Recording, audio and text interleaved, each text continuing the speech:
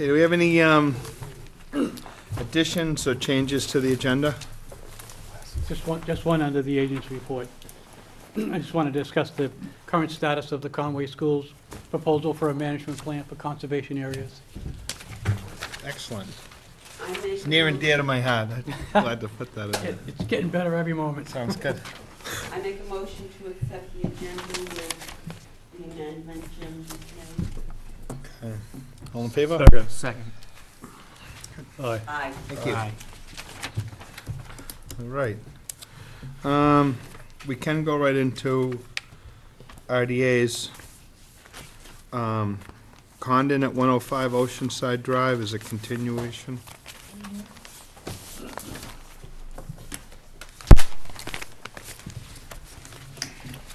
Hello, everyone.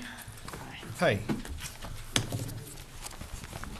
Just for your, state your name for the I'm record. Kathy Condon, 105 Oceanside Drive. Yeah. So, are we getting a little bit more information? Do you have an elevation certificate? Okay. Yes, we do. And I failed? Yes, we got it. Okay, good. Because I don't have a copy of But it. we didn't get this stuff until, it's usually supposed to be in before, Well, and it came in on Thursday. what else was, But Foundation we wanted- plan too, wasn't Yeah, it? the plan, and maybe we should let Jim speak to this, because I'm very confused at this point in time. It 'Cause makes I two thought of we were us. gonna, file an update, we wanted to file a new RDA, but maybe Jim can clarify. When the owner architect came in before Thursday, early last week, we did discuss it. He did give me a plan view, which is what I had asked for, was a plan view to see precisely where the addition was and any other changes in the plan, which he did show me last week, and then took them with him, and then I guess brought them back in a better form Thursday when I was not here. And we have the elevation certificate as well. No, I had asked him at the time, because in my discussion with him last Tuesday, the request for determination of applicability that you see before you is just for the one small room addition on the back side. That's what the RDA before you says. In my discussion with him last Thursday, he had said to me that there was a discussion with the owner about the new addition floor being higher than the rest of the house. So he said the owner decided to elevate the entire house so that all the floors could be consistent, at a consistent elevation. I suggested to him at the time, that's not what we have listed in the RDA, so I think we should have a new RDA filing that actually states that. We didn't get the new RDA, but we did get the plan view back, just as we had discussed.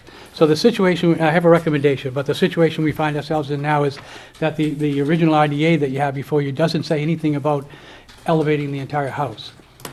Now, what my recommendation is this: I went and talked with the building inspector, and the plan that you have before you, and the plans that we initially got, which just show the architectural drawings, that's all the building inspector has as well, along with the elevation certificate. There is, as far as I can tell, nothing else submitted, even with the building department. The house is going to be elevated in the same footprint, on the same foundation. Basically, they're just going to add cinder blocks to elevate it to above, to meet the Conservation Commission's local bylaw of a minimum of 1 foot above the base flood elevation. They're going 2 feet above the base flood elevation. And that's listed in the elevation certificate. So although we didn't get the new RDA, even the building inspector, we have all the information that the building inspector has as well. And because they're in the same footprint, and I do have the application for the building, to the building department, which does say we're going to elevate the house to 18 feet NAVD 88. So as far as I know, we did want a new RDA, but all we wanted the RDA was simply to just state clearly that they were elevating the entire house. But we do have this in the file now from the building department that says, yes, we are going to elevate it, but in the same footprint. The only change, there's only really one addition, which is basically just removing this existing deck, moving this existing deck just moving it to another location. So my recommendation is, we have all the information we need. It's in the same footprint, it's only in the floodplain and not in any other resource area. So I would suggest, we have the information, they're going 2 feet above the base flood elevation. With the building inspector's information and the existing plans that we have, I think we have everything we need, and I would suggest that you can decide to make a vote on what we have before us in the file. To elevate that home, though, are they going with a new foundation or just raising the existing foundation? Adding courses of They're blocks. just adding additional courses It's a cinder on top block of the foundation. existing ones. Okay. So they're not doing They'll probably have to replace the one on the south side because it was hit, that's the side of the house that was hit by an automobile. So they'll have to replace a whole section there. But the rest of the foundation is staying in the same footprint, and they're just adding courses to bring it up to 18 feet NAVD. Okay. And to make sure that that foundation is compliant, like with breakaway panels and stuff like that, we just leave that up to the building inspector? Yes, in the building department's application, we could leave it up in terms of the breakaway panels. It is stated in the application they will be in the new foundation, the elevated foundation. There will be a new elevation certificate issued to the building department as well, and he will have to sign off on the final design plans, the final construction plans. So there will be a follow-up by the building inspector to ensure it was built to 18 feet NAVD and with the breakaway flood panels as required by the state building code. So we could put that in the RDA, a little Sure. condition or whatever. Yeah, we could do that. We could put a condition that, to finalize the project and close the file, that we would want something in writing from the building inspector that it is compliant. Okay. May I please ask, what is RDA? That's what you. You've actually filed, it's a request for a determination. There's 2 types of filings that usually come before us. One is an RDA, which is simplified. Does it mean request determination of Applicability. applicability? Okay, thank you. And it's just a simplified form, sometimes to see whether you're required. A full notice of intent filing has a lot more information on it. It requires more work, it's more involved, it's more expensive. So oftentimes for simple projects, we allow them with what they call an RDA. If you came in with a project and we decided that it was beyond the scope of an RDA, then you would get a positive determination, and then you'd have to go back and file a notice. Okay, I just wondered what the letters So we're trying to meant. keep it Simple. simple, and it's unfortunate that it seems like maybe your architect or contractor is a little bit confused. They haven't really given you all the information that should come to us. We're not trying to torture you with this, but we just have to make sure that it's the proper filing I for what understand. you're going to do. He asked the same, the architect asked the same question. Yeah, we need to The condition, architect asked the same question. condition too, that we get a foundation plan to put in the file Yes, for the addition. And what we have is what the building department has. So when you were here the last time, Not we much. were unclear whether your home, what elevation your home was at. Correct. And actually, it was a good thing we asked that, because your house isn't. Yep. And so it's much better for you to get your house elevated to that, save you some money on insurance and all that sort of thing. Save me some grief in the future. Hopefully. most importantly, yeah. Well, that's a good point, Frank. By elevating 2 feet above the base flood elevation, the 100-year flood elevation, your insurance premiums should drop. Okay. Or at least they Should. won't go up when everybody else is. Maybe. All right, so you still need to come back, In 2 weeks? I guess. Why? So do we need another, or you're satisfied with this? I'm satisfied that we have everything we need. To have them come back with the new RDAs, in my recommendation, I think we have enough information All right, to make a decision and let it go. okay. And we'll put the condition in the, in the RDA. Go ahead, Penny. You get a turn.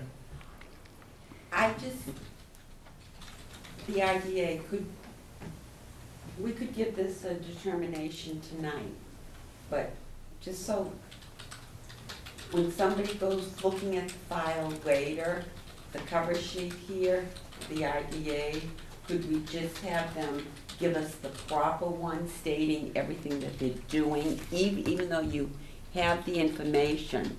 But I hate to see a few years from now, somebody pulls this file and says, well, this RDA doesn't, you know.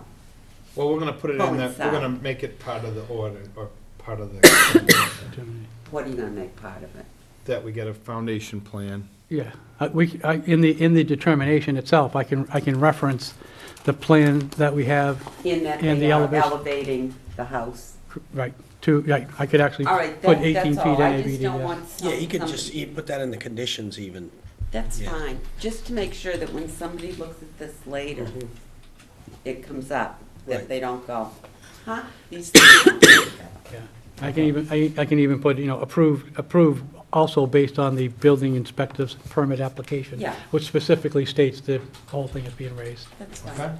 So, I'm good. I'm sorry, no, what else? nothing. Nothing. Good. Okay, would you like to make a motion? I'll make a motion. Is that a -3, Jim? Yes, Make a motion for a -3 with the stipulations Jim just stated. what? No, so we're gonna get a foundation plan, and then we're gonna say that it's gonna meet the requirements of a, We can ask for the final elevation certificate for our files from the building department, which will specifically state what the elevation of the first floor is, which should be compliant with the building department's application. all And right. that's after it's raised? After it's A raised, new elevation certificate after it's raised? correct. Just be sure to make it clear with your contractor, architect, whatever, I'm writing notes. that foundation is compliant with the flood standards for your area. Okay. There's breakaway panels, there's some reinforcement, there's things, because not only does the house have to be at the right elevation, but the foundation has to be compliant as well. Okay. And that's really important to you as you go forward. Okay. All right, That's second. all in favor? Aye. Thanks. Is this the end of our relationship? For the time being? Want to keep it going? You want to come back? I hope not. No offense. Okay. Will Pat be calling you, Patrick be calling you, or? There's I no- will give him all these notes. There's no need, we will. Will there be write up a something in determin- writing? Write up a determination, and that'll be sent to you. Okay, good. All right. Thank you, everyone. Thank You you. should read the determination. Okay. Thank you. Brodigan, 104 Oceanside, install vegetated soil berm.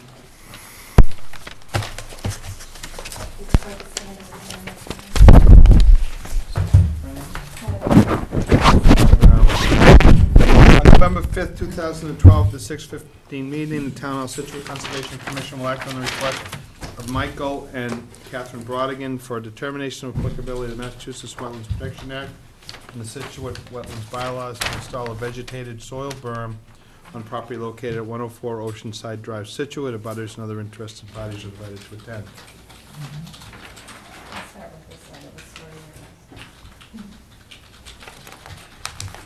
Good evening. My name is Christine Player, and I'm from CLE Engineering, and I'm here representing Karen and Michael Brodigan in regards to the 104 Oceanside Drive RDA. Carol, did you want proof of abutter notifications for this? Because we did. You did, we don't need a Okay, just RDA. wanted to double check. Kind of to get you into the whole story here, although the RDA itself is to install a vegetated soil berm, this all kind of came about with an enforcement order that was issued back in July 11, 2011, for the property owners expanding their existing concrete patio without proper compliance and an order of conditions being in place. And Penny and Jim, we met on site, I want to say it was July 31st of this summer, Yeah. trying to come to some resolution in addressing the noncompliance of the expanded patio. And essentially, in terms of the patio issue, it was requested as part of the enforcement order for the homeowners to actually remove the expanded portion of the patio and restore it to back to pre-existing conditions. So to address that, what we did is we went out, we did a survey of the patio in August, and then we took an aerial image from 2010 prior to any construction, and we overlaid the survey onto the aerial image to demonstrate compliance that the existing patio today is essentially in a similar footprint that was there before they did any work. So that was one of the conditions that was requested, that the homeowners do that, and we're trying to demonstrate through this aerial overlay that we believe that the patio has been restored to essentially a similar footprint based on the aerial image that we have available. We have no other survey data or anything that we can compare it to, that has been accomplished. As part of the discussions at our on-site meeting, and as part of the enforcement order and things that happened through the course of that time, there was some correspondence from 102 Oceanside Drive via emails suggesting that there was water sheet flow onto their property because of the expansion of the patio and what have you. Although we don't have any pre-existing topography available, we just have the aerial, we did go out and we did do a topographic survey, which kind of demonstrates that water flows from 106 to the backyard of 104, and then we go from the 14 to the 13, and everything grades towards the driveway and out to the street. But to help remediate the concerns that were expressed of any potential general water sheet flow coming from the backyard onto this property, the property owners are proposing through this RDA to construct a natural soil berm that's vegetated. It will act as a buffer, and it will act more or less just to really redirect typical rainfall. This isn't a solution to deal with overwash and major storm events. I think we all understand the situation that we have out here in terms of major storm events. But we're proposing to put a berm that's about 8 inches high. The base is 3 feet, a little over 3 feet wide. The top is about 18 inches. Along the property line onto 104, and vegetate it with either Rosa rugosa or Rosa virginiana, which is a salt-tolerant coastal plant. And then once the plantings are spaced, we'd put six plantings. The roots would grow into the berm to provide stabilization of the berm. Then we would actually seed the entire berm with a salt-tolerant coastal grass seed mix to further create a root mass to help stabilize this berm. And essentially, this would help just typical flows just to kind of absorb through a natural process within the 50-foot buffer zone. We're not trying to change the function of the buffer zone. We're just trying to redirect the water flow. And the purpose of this would be to do just that. And we feel that that's a minor activity under the wetlands bylaw and the town bylaw. And we request that this be approved through an RDA. Jim, do you want to? I'm pretty well satisfied. I think that we came to a good resolution. You know, when we were out on site, we talked about either a French drain type, you know, basically a gravel swale, or a vegetated berm. I think they probably both would function somewhat similarly, but what we agreed to on the site was a small berm with vegetation would probably even slow down any type of rain runoff or even minor overwash, probably to a better degree than even a gravel trench would have done that. So we agreed that the We were also soil worried berm. about the stone being mobile during a storm event. I mean, enough comes from the overwash. We didn't want to contribute to that factor and create more havoc for the homeowner as well as the abutter with stones going all over the place and that becoming more of a maintenance issue. So we can just spread a little bit of loam and plants around. It's a lot easier to handle. They're not as devastating as shooting rocks everywhere. You do have, the commission does need to be aware of two comment letters that were submitted to the commission on the project. And one of them was from the abutters on the south side.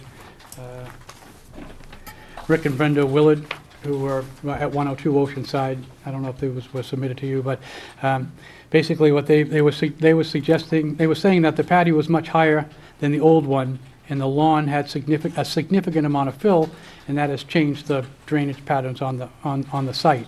However, they do go on to say that if it's the commission's will and decision, they are willing to be in favor of the installation of this berm. They did make some suggestions. They would like to know if it was possible to increase the height of the soil berm. They'd like to know if they could move the berm a little bit away from the property line to allow full growth for the Rosa rugosa or the Virginiana plants, or increase the number of plants. There's already boulders along the property line, 12 to 14-inch boulders along the property line, and there's Rosa rugosa plants on the landward sides of the property, and there's also some salt tolerant vegetation in that area already. I think putting the soil berm either over or adjacent to that line of boulders, to me, I think is sufficient to meet the goal of what they're trying to do, which is to reduce the runoff and reduce some minor overwash. You can see in the photograph that we provided this area, you can actually see what Jim is alluding to, that there's already some plantings there, and there are some stones along that property line to demonstrate what he's talking about. Okay.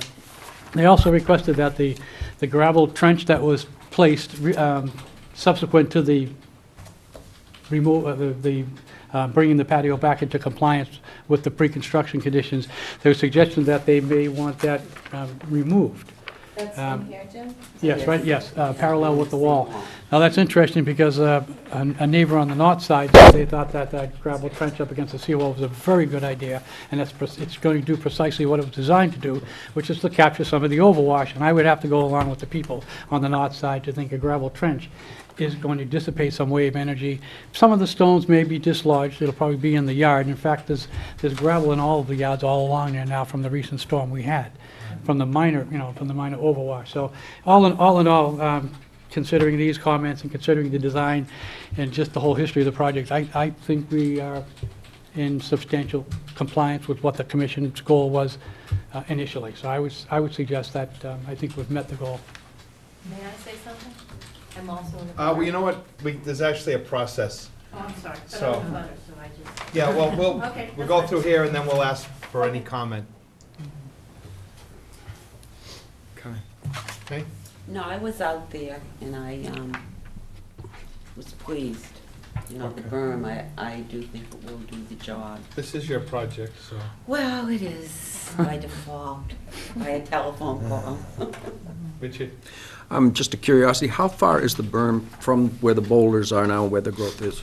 Well, right now we have it shown basically right along that property line. I don't think it would be, I mean, we staked out that property line, so that information is readily available on site. So if a slight shift of that shouldn't be problematic. I think we were just trying to get it, as close to that property line, just to create that visible property line barrier, so to speak. But I don't think it would be a problem, correct me if I'm wrong, to shift that a little Right. a ways away if there was a concern in that regard. Okay. No questions? No questions. My only question is, and I don't know whether I'm addressing it to you or anybody who has been there. I thought that the berm should go all the way down until it hits, there's a rise on the driveway, because it looks as though the water is going to be shifted down by the berm just as far as it can, and it's still going to go under. And I think that berm should go all the way down. If anybody has seen it and thinks it's far enough, then I withdraw it. But at the moment, it really looks as though that water is going to go into 102 unless it is fully dammed, if you will, until it goes out onto the street. And But the Jim, or- elevation, the elevation line's perpendicular to that Exactly. burn. So, the so gravity then it is- flows this way, Well, yeah, but because this elevation line runs. my point is that the house on 102 doesn't go all the way out to where you have that berm. I don't know if I have any Tony, pictures.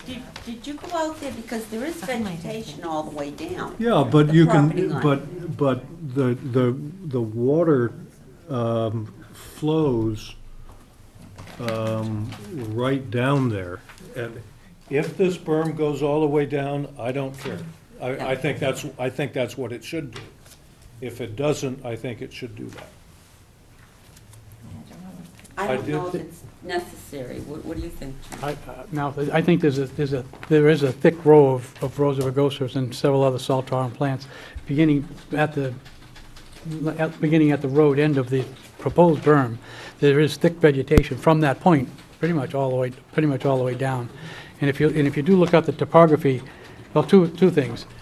I don't think you're ever gonna keep too much water to try to keep water on one piece of property in this location, maybe during a rainfall event, possibly. An overwash event, I think you're asking for the impossible, but if you look at the topographic survey they did, the water flow is pretty much going to go right down the driveway. If you look at the abutters property, for example, the grass on the right-hand side of the existing patio was at about elevation 14. The abutters property is elevation 14 as well, 13.98.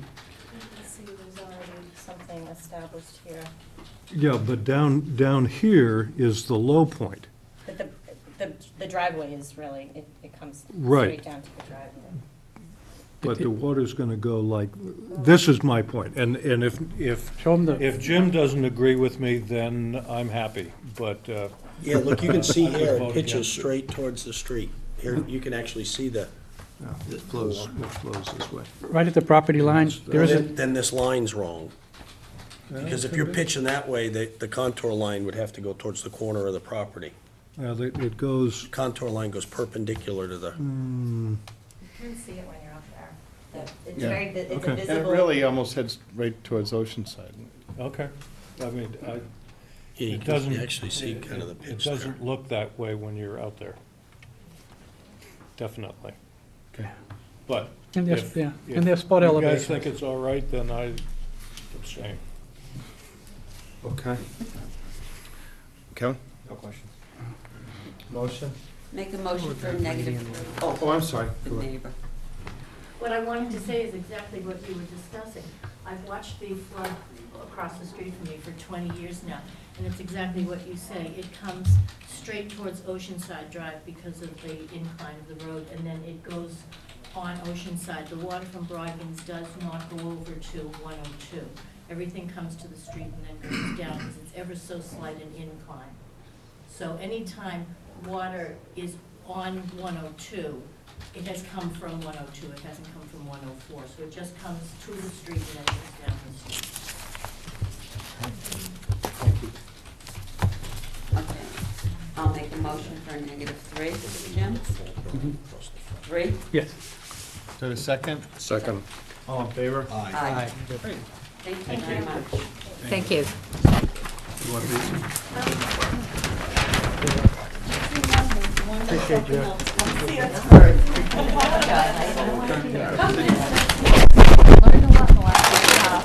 Thank you. Mazzelli? Mazzella? That was, I don't want to say it wrong. Mazzella, thank you. Mazzella, thank you. Yes. That out as a one. and they didn't. I appreciate you having time. On November 5th, 2012, during the 6:15 meeting in the Town Hall, the Scituate Conservation Commission will act on a request of Linda Mazzella for determination of applicability of the Massachusetts Wetlands Protection Act and the Scituate Wetlands bylaws to replace an existing wall and asphalt on property at 88 Rebecca Road, Scituate. Abutters and other interested parties are invited to attend. You're up. Basically, I had. You are? I'm Linda Mazzella, I apologize, Linda Mazzella. Basically, my irrigation system was in disrepair, and in order to, excuse me, I have that flu that's going around. In order to make the repairs, the wall had to come out to get to the irrigation system. And what I did was replace the wall to its, to what it was originally. I did bring a picture to show you what it was originally, if you'd like to, if I may. This was the original wall, okay? And I think in '87, they made the wall higher. But this is the wall that was there, and this is the original height. You can see it was cinder block, the same thing. Some of it was in disrepair because of all the storms that have hit there and the rock that comes across right from the beach. So in order to fix the sprinkler system, that's what I did. We had to take it out and then just put in and I replaced it to what it was originally. So is this an after the fact filing? It's already been done? Yes, All right, was that's all, unaware. because I couldn't quite understand Right. why you wanted to do anything with the wall when I was down there. So you've already done the work, is that what you're saying? Yes. Okay. What about the driveway? Driveway is not done, no. There's a gully right there that needs to be filled. I have a picture of that. All right, From where they- so you're not going to do any more work on the wall? No, no, You're done with the wall as it stands? yes. All right, And did not change the flow of water or anything like that. okay, so what about the driveway? The driveway, Can I see that picture? Certainly. The driveway, you can see, when they ripped out the system and stuff, you can see the sections that is missing here. Uh-huh. And that's what I'd like to repair. There's also like a trench that goes along here. And so I just wanted to fill that so that when the ocean comes through and the stones and the sand comes in, it just won't stay there. It's gonna, otherwise it's gonna stay in that gully. Okay, so you're not doing anything else to the rest of the driveway? You just Nothing. want to repair that little I just want to corner? repair where they worked. Okay? All right, I'm not replacing, no way, okay. the entire driveway. What's the So- trench you want to refix? Remember, see right here, where they dug it out? That's where they dug out the, I don't know where we are though on the drive, I don't know where we are on the driveway. Yeah, okay, coming down this way. on the coming other, down on this, straight. on the outside. Yes, on the outside. Yep. And right at this end, where it's dug up there, where they dug it up and they dug out this portion, Right, yeah. that's what I want to replace. Yeah. I want to fix that. You also have several rebars sticking up an inch or so Yeah, along he's the wall gonna that fix have to that. be. Yeah, he's gonna make that There's a couple of, several rebars that are sticking up about an inch that'll have to be cut. cut down. Yeah. Yep. And then you want to fill in the inside of this trench that they needed Right. to pour the footings with asphalt or with? Correct. Just to what it was, and that was asphalt that was there. And some of it's like where they dug up like this big like hole there. So before the storm waters come, before the ocean comes over the wall, I'd like to get that and just fix that, because otherwise I have a feeling that the rest of the asphalt, when the ocean hits bad, will just lift right up. And I just want to repeat what Penny's saying, because there are cracks in the asphalt, but you're not doing anything to that at the present time. The whole, The surface in the Yeah. front of the house? No, I'm not okay, leaving that. just what you were just saying, yeah. No, okay. I think the cracks, we can just fill the crack. And that's the original wall from 1987. This one was done in the 60s. This was the original wall right there, and this is the original wall right now.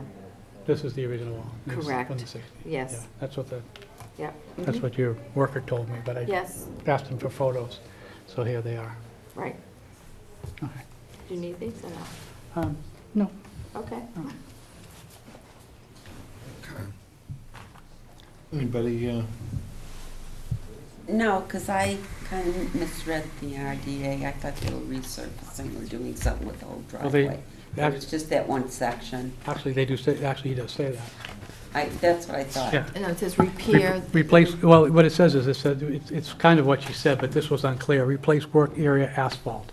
Now, the whole driveway is asphalt, so the clarification is important. Okay. No, I'm not doing the whole You're just driveway. doing the corner. Yeah, it's just wherever they worked, and it's like missing asphalt. All right. Richard? That's fine. No questions. Questions? If it could be stated in the application that that's all you're doing, I would appreciate it, just simply because this would indicate that you could do almost anything to everything. Once again, yeah. So with that caveat, I have no questions. No questions. And I think your point's important, but again, I think we can put that as a condition in the determination that it will be just as described, and I'll describe it, just along the edge of the wall. No further work will be done, just cutting up a little rebar on the top. Okay. Will be fine. Okay. And the pictures were important because I was told that there was a wall there before. Why don't we keep those in our Okay, file yeah. then? Yeah, and Penny, to answer your confusion, this was actually a show cause as well as an IDA. Yes, you went down. I got a call from 2 commissioners and a neighbor who said, there's work going on, is it permitted? And it wasn't, so I did put a stop work on the project, and then did ask them to file. But I asked them to, if you could get it in quickly, the wall was already in, get it in quickly, we could do it double. It just didn't appear as a show cause. Okay. Okay.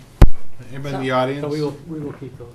Okay, I also refilled the dirt that was behind there that we took out, and I have already put in, replaced the grass seed so that the lawn will be back to its existing self there.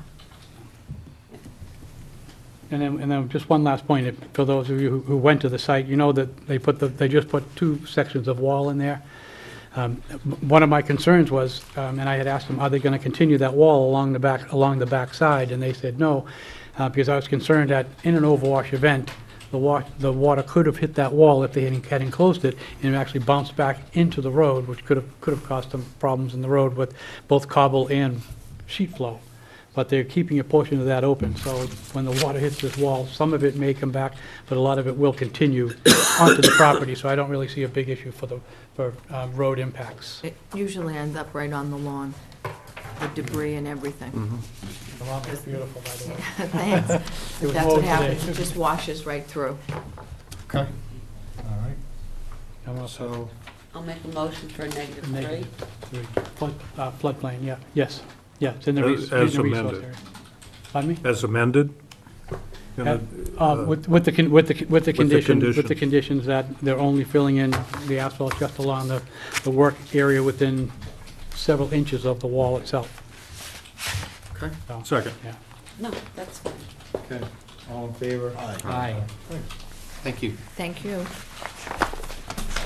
Okay, so, McSherry is continued? Could I just make one point before I continue this to the next meeting? I really feel before they should come back in, they can come in with any mitigation plan that they want, but without the wetlands or the isolated to be delineated, I don't know how we can even look at a mitigation plan. Right, they have a half of an ANRAD. Yes, they do not have a Right. complete one, so my feeling is it has to be completed before we can even look at a mitigation, if we're so inclined to look at one. And my understanding is that they are putting together a mitigation plan. It isn't ready yet for the next meeting. But it still has not been completed, the ANRAD. the Right. Well, I think delineation. when they were here last and made some requests, we made it fairly clear that we were gonna need more information. I mean, if they wanna, But, how do you wanna convey that? okay, maybe a letter from Jim stating, yes, we have continued you to the next meeting, which I'll say in a minute, but the commission would like the delineation done in order to, Not would like, needs. Yeah. well, needs Yeah. it done, yeah, before we can move forward on this. Yeah, I think. And then it's up to them. If they don't want to delineate it, then let's just close the book. I think from a legal perspective, I strongly support you. Even though I think what happened last hearing was they admitted that it's an unbuildable lot under the local bylaw. Both lots, unbuildable under the local bylaw, therefore we'll give you mitigation. They did state that, it's in the record, But that's just that's a statement. I think if we, hopefully we will not, but if we ever went into illegal proceedings, we don't even know what's the square footage of the wetlands that are on the property to compensate with the Right, they mitigation. said we So I- knew this was a wetland and we took it off of the ANRAD because they Yeah. knew it was a problem, and so you got a half of an ANRAD. You Yeah. left the problem area off. Exactly, so I think, yeah, I would strongly support the suggestion that I think you need a complete filing before you make a right. determination on whether the mitigation is adequate. Well, don't bother bringing mitigation to us until we have a Do we know? Well, filing. I think they requested a continuance so that they're not here to discuss it. I think it's fine if we want to let them know what our opinion is, that we want to have more of a filing. They can come back with whatever they want. Yeah, they can, but I'm just saying, I would like to give them one last chance. Let them know. I don't know how the rest of you feel, but I feel very strongly, before I look I at think anything. we told them at the last meeting that. Well, I don't think she listened. Well, that- but we that's, can't you change can't that. control other people's actions, right? All right, But I don't think it so would hurt. what, how much time did they want? Yeah, I don't think we were clear on saying we need the wetland delineated. I think we sort of forewent that when they admitted it was unbuildable and we'll give you a lot of mitigation. Okay. So I think it was unclear. I think it would be good to clarify it if that's the commission's decision, to have the wetlands delineated. Okay. Would it be helpful to then, as she said, to have a note sent to them? Yeah. Yeah. Just To save everybody. It seems to me it would save everybody a lot of time. Right. Yeah. and It's I- clear. Yeah. Okay, I make Okay. a motion to continue McSherry Lot 1 and 2 till November 15th at... 19th. Isn't that the November 19th Okay. at 7:10. Sorry to interrupt you. All in favor? Aye. So we did both lots, right? Yep, Lot 1 and Yeah. 2. Okay, thank you. Is it Marinelli? Yes. Hillcrest, new building, and it's continuance.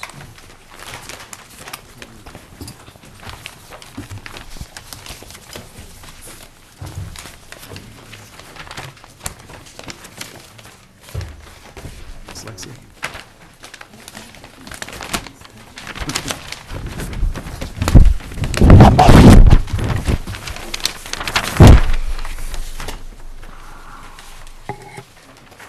For the record, Gregory Morse, registered engineer, representing the applicant, Antonio Marinelli. Only filed a notice. At the last meeting, you had charged me with reviewing our proposed mitigation scheme for this project. We are asking to do some work in the 50-foot buffer zone, and we've submitted a letter and a revised layout for our mitigation. What we've done is we've changed the roof dry well system to a planted rain garden system along the back. We had also previously submitted a planting replication plan by Brad Holmes. We've agreed that we would, after the initial clearing of the site, we'll do selective invasives removals and plantings of up to 1,300 square feet of mitigation plantings.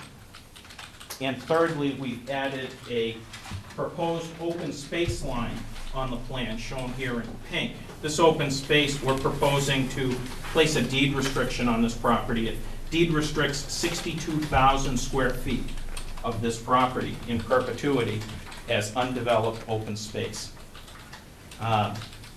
Portions of that property, over here, for example, are outside of the 50-foot buffer zone to the wetland. There are portions of that outside the 100-foot buffer zone to the wetland. So these are upland areas that will be preserved, as well as the entire wetland area and further down gradient, 62,000 square feet in total.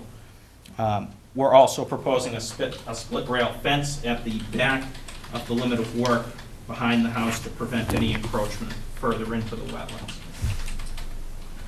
We're hoping that that satisfies the comments that we received regarding the change to the rain garden in trying to prevent anyone from further encroachment into the wetland area by placing that fence there.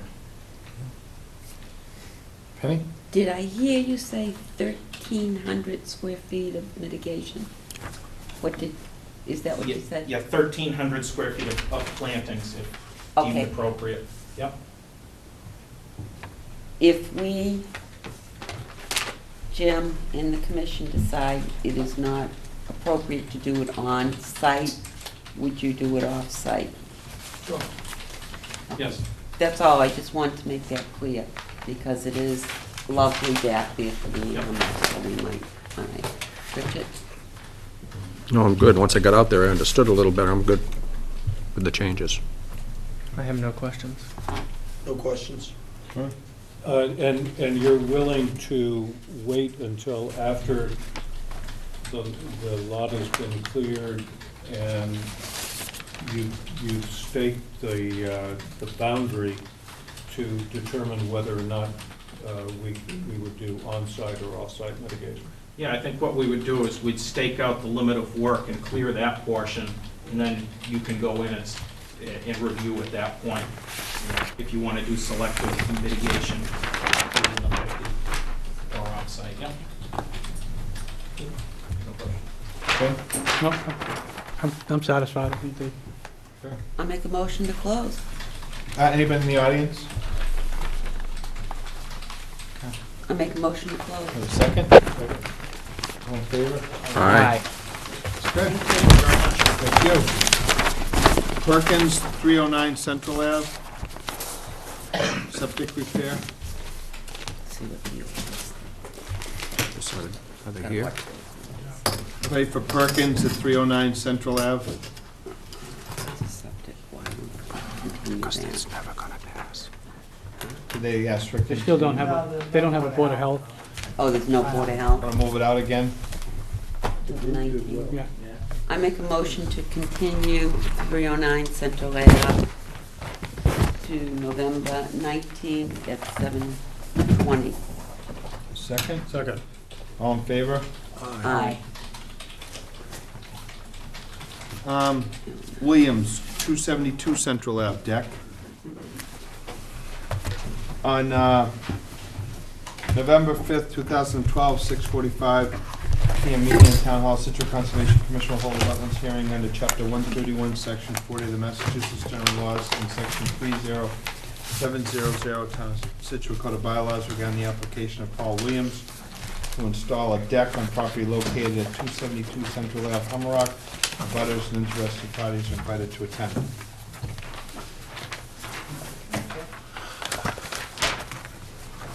My name is Paul Williams, I'm building contractor from Shield, and I'm representing the owner, Stan National. The project that we're doing is actually a deck repair. Actually, we took off the deck and broke it down into two different parts. Part A was permit number 1 and permit number 2.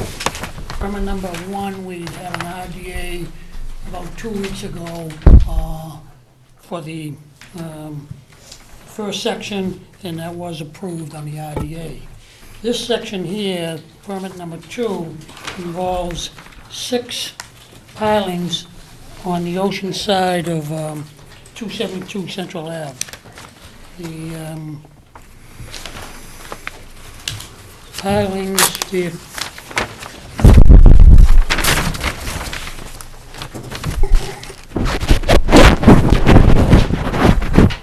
pilings are shown on the plan done by Crawford Engineering, and it shows 4 out towards the ocean and 2 on the side of the dwelling. And that's basically about the size and scope of the job. Okay. Penny? No, I don't have any questions. Richard? Nope. No questions. Charlie? Nope. All set. I make a motion to close. Second. All in favor? Aye. And This one. next is Williams, 5R Dartmouth, reconstruct existing retaining wall, new porch and deck. I'd like Mr. Williams to come back again with a lot of those. Let's see how he does on the Yeah, next. This one's a On little November 5th, trickier. 2012, 6:50 PM, the meeting Town of Situate Conservation Commission will hold a wetlands hearing under Chapter 131, Section 40 of the Massachusetts General Laws and Section 30700 Town of Scituate Code of Bylaws regarding the application of Paul Williams to reconstruct an existing retaining wall and build a porch and deck on property located at 5R Dartmouth Street, Humrock. Butters letter interested parties and butters to attend. For the record again, my name is Paul Williams, building contractor from Mashfield. In attendance with me is the owner, Mr. Larry Foley, and I will be speaking on his behalf. The property at 5R Dartmouth Street, Mr. Foley had just recently purchased it. The deck and the footings for the deck are in terrible shape, and actually Yes, they are. falling in. So in further investigation, when Mr. Foley was gonna buy the property, we looked at the retaining wall holding them up. The retaining wall has about 6 severe breaks in the retaining wall, and it's just a matter of short time before that whole retaining wall will come crumbling in. I do have some pictures here if you feel the look. Actually, pass these around. I have a picture of the abutters retaining wall. I contacted a structural engineer, Mr. John Queen, Structures Engineering out of Marshfield. He's not And exaggerating. we went over and we looked at the wall. The solution was that we first toyed with the idea of maybe pilings and putting retaining wall on the inside of the pilings, stuff like that, but there's no way to get a rig in there for that. So we decided to have a poured concrete wall. In order to do that, what we'd have to do first is go in there, remove the deck by hand. So all that would be done by hand. Then we can get a small excavator to come in and back. We have 10 feet on the upland part of it. We were thinking of probably do the project in maybe 3-4 sections at a time, maybe 25 feet at a time. We would remove a certain section of the wall, excavate out what we could out of the marsh, but protect the marsh naturally, that's the whole idea here.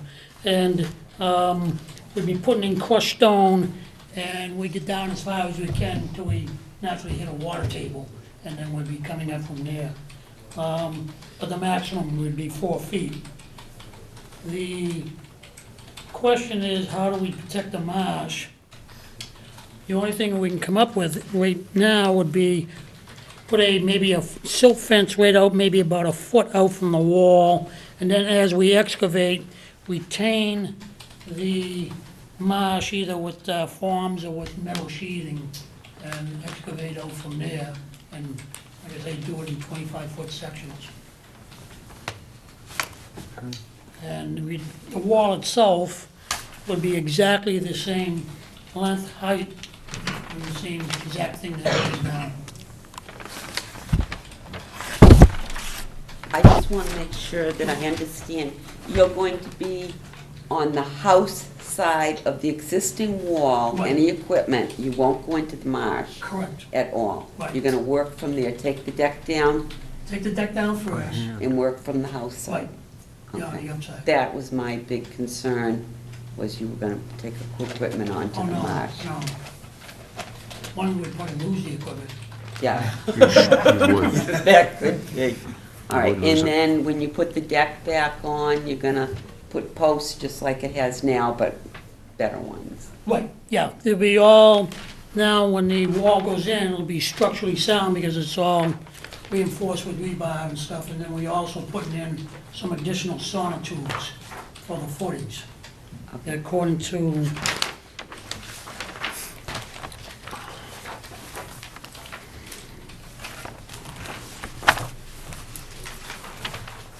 there's 1, 3, 7, 8, 10, 11 sonotubes that will be going in also. Okay. All right. Richard?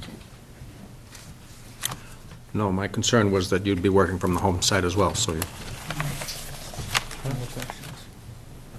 Yeah, that's the big thing, that we let people repair and replace walls, but that marsh grass, you gotta make sure, nothing's That's stacked what we out there, No, Jim, that was Jim's big concern. yeah.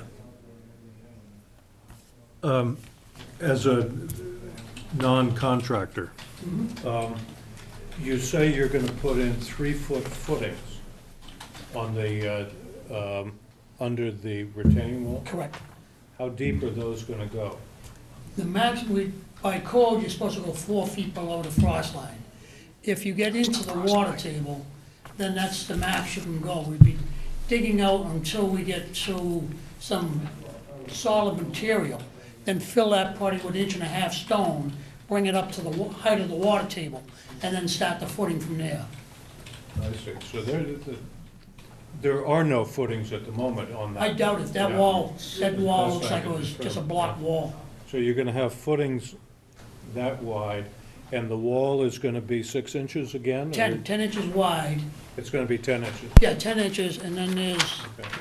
in fact, I don't know if I did include, yes, I thought I did. Yeah, there's the, on page 3 of the bond here. Page 3 shows the retaining wall. It shows the house side and then the river side. Oh, okay, okay. And then you're gonna put, you've got the 3-foot footing, and then you're gonna put the sonotubes inside that. Yeah, the sonotubes are on page, yeah, they'd be inside towards the house, correct. Yeah. It's on page Because it- 2 or 4.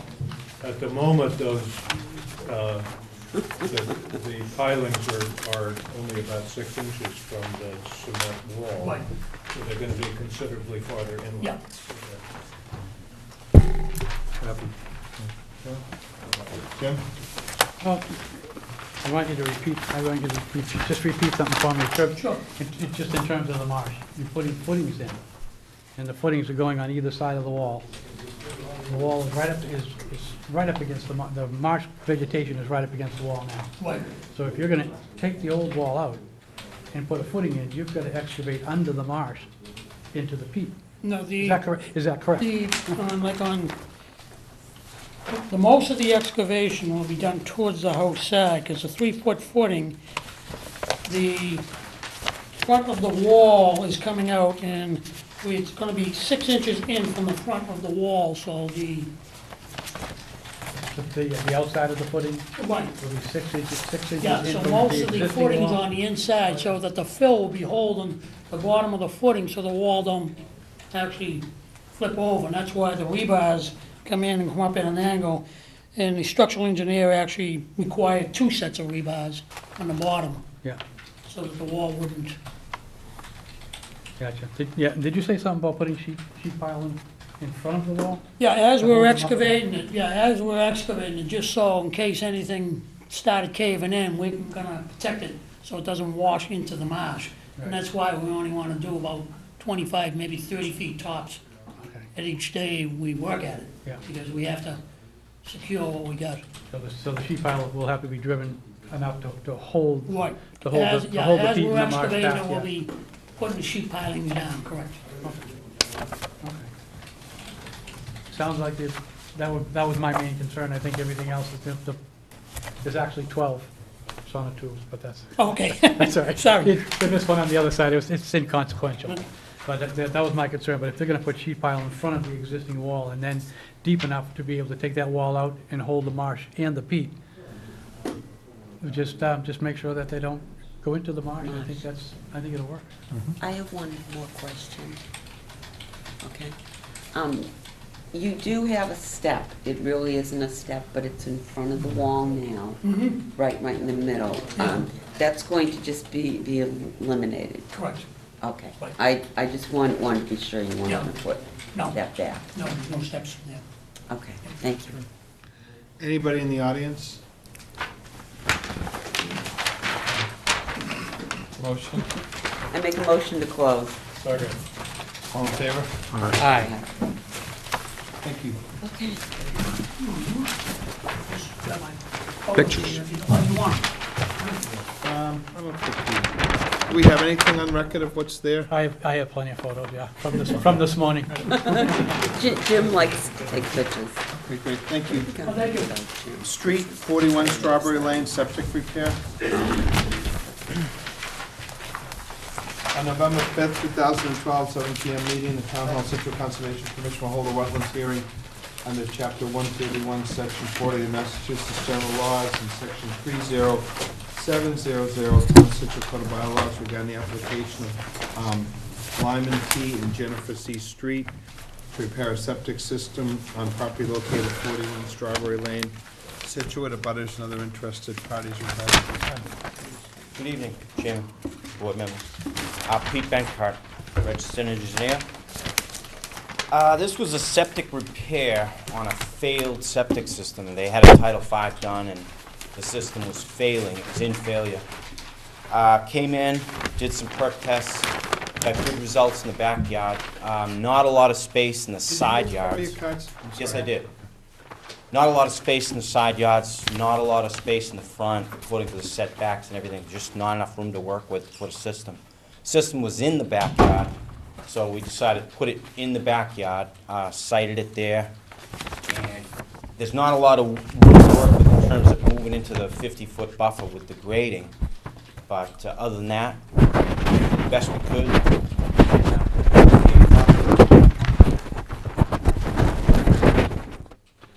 No, I don't think there's anything else you can do there. Richard? I have no questions. No questions. Nothing.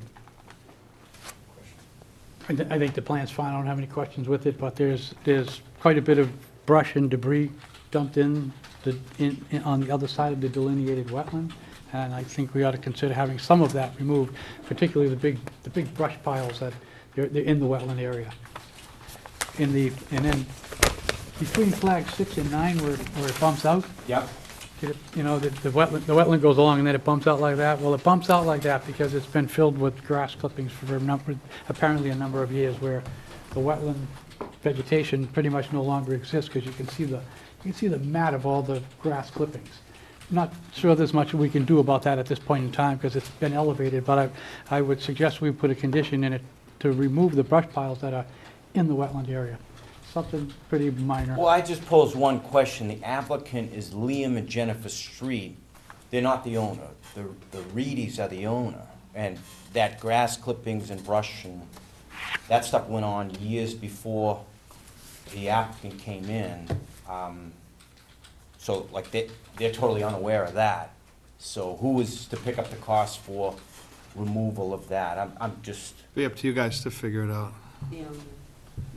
Okay. Yeah, I'm not gonna hold fast to what I think was the change in the actual wetland because of the grass clippings, which is now really matted all down, but there's 3-foot high just dumped brush in the wetland area. Maybe that's wildlife habitat. Well, that's what I was gonna ask you. I mean, is this brush more beneficial to stay or? That's a good question. We mean, other know that places brush, with- we know that brush piles How are, about are habitat. Hold on a second. Yeah, in fact, they were proposed for a project that's under review now to put brush Right. piles in there. But I guess it's a catch-22 that we find. I don't think we can encourage dumping clippings from trees and brush in the wetland Is top there any, line. do we have anything there for notification to tell people to stay out of the wetlands? Is there anything on this? No. On this No, piece there's of nothing, there's no part of the I proposal. mean, a lot to of do that. times we do that with a new project, but there'd be no reason that we couldn't Couldn't do that with make this. that part of the orders and either some posts or signage or something basically directing people that it is a wetlands and not to alter it. No dumping, Yeah. No dumping, yeah. stay I mean, the out. stuff that's there now is gonna rot and Yeah, it will, disappear. damage taken yeah, Um, yeah. but- I just want to set a That's precedent. true. That's a good point. But like the grass clippings, and it wasn't brush, but grass clippings, they've decayed to a point where they've actually elevated the surface, and there's no wetland plants can grow there. Right. I You want it just- removed, or? No, I'm not gonna make an issue with that. I find myself in the dilemma about the brush piles. On one point, we had a wetland restoration project proposed recently that said, we'll put brush piles in for wildlife habitat, but you can't, if we allow people to just cut their trees and branches and bush and throw it in the wetland, I'm not sure that's advantageous. It probably is to a point. Well, like I just Frank wanted- said, I just we wanted could to bring maybe it up. Put some posts with signage, no dumping, No further, yeah. no activity. Yeah, There's no more. just the ones that we put up on every other project. Right, That yeah, sounds good. right, yeah, we've requested little 4x4 posts, but just a few along there, Yeah, make that part of the order, so. wetland wildlife area. Okay. Yeah, that's fine. We got Board of Health approval, too. Good. Okay. Yeah, we got that word today from the health agent. Motion to close. Second. All in favor? Anybody in the audience on that? The street?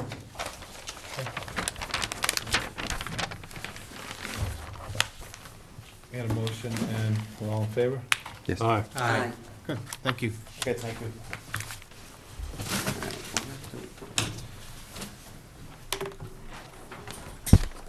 Crosby, Vincenzi, Clap Road, gravel drive to municipal lane continued.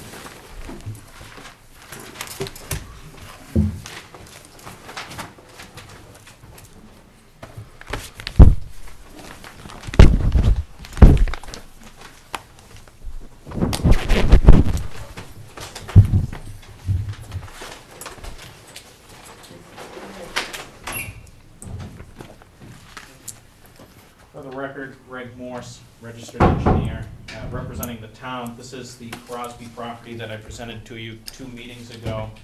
The town is proposing to purchase this property with CPC funds and designate it as open space. This is a notice of intent to construct an access roadway across the wetlands along the frontage of Thomas Clapp Road to access this area. The commission asked me for a couple of changes to the plan at the last meeting. We also have received project sign-off from Natural Heritage and Endangered Species. They've determined that this will not result in a take of any endangered species or wildlife. The changes that were requested, we had provided some additional topographic survey in the northernmost corner of the frontage along Clapp Road, and we provided space here for 2 additional cars to park. This is gravel access at the front of the property that we would construct. And then we have an additional 1 parking spot at the edge of the road in front of the proposed gate to the access way. The idea was that we're providing a gate here to shut this off to prevent parties in a parking lot out in the middle of the woods, but we would open it up, on weekends or times when the public would be going and parking out there. This at least provides 3 spaces for people to park, at any given point if the gate's closed. All of the changes were on sheet 2 of the plan set. We had proposed replication shown in green. We had a replication plan put together by Environmental Consulting and Restoration. I'm open to discuss any of the remainder of the project if you have questions, but really it was all about providing the additional spaces at the front and getting the sign-off from MISA. That's why we had to come back. Okay, No, I'm happy. Richard? Very nice. No questions. No questions. Nope, happy. Jim? You're going to have to vote on a waiver to the local regulations on 3 points. And the square, correct me if I'm off on the square footage, but one is, I believe the local bylaw only, how much is the square footage of wetland fill? 4,300 on the fill. Yeah, I believe the local wetland regulations allow only 2,500 square feet. So that would need a waiver. You also got a 2-to-1 requirement for replication. I don't believe we're hitting the 2-to-1 replication. That will require a waiver as well.